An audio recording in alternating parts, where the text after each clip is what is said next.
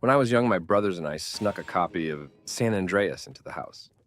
We spent days holed up in our basement, taking turns playing, and down there my parents didn't bother us too much. In order to get tons of money for guns, we had yet to figure out my parents' dial-up password, so cheats weren't a thing for us yet.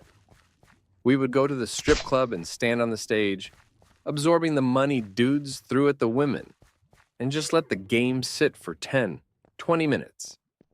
We had to be careful, though, because sometimes the strippers would do a move and bump into CJ, and the bouncers would shoot the place up. One day while I was playing, my mom yelled down to the basement at us to get ready. We're going to Pizza Shack.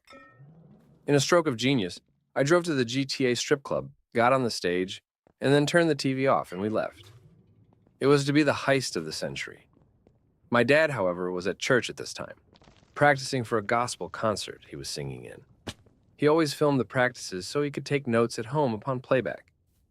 And this time was no different. While my mom and brothers and I were still at the Pizza Shack, he arrived at home and plugged his camcorder into the VCR. We had just one VCR and it was connected to the basement TV. Back at the shack, my mom gets a phone call. She puts her napkin down and slowly looks around the table at us and says,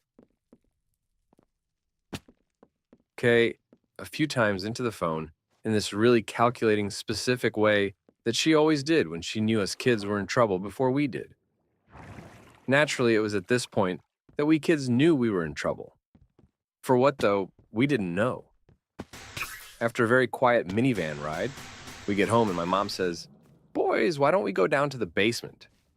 Your dad wants to show you his gospel practice downstairs." It was then at this point we knew why we were in trouble.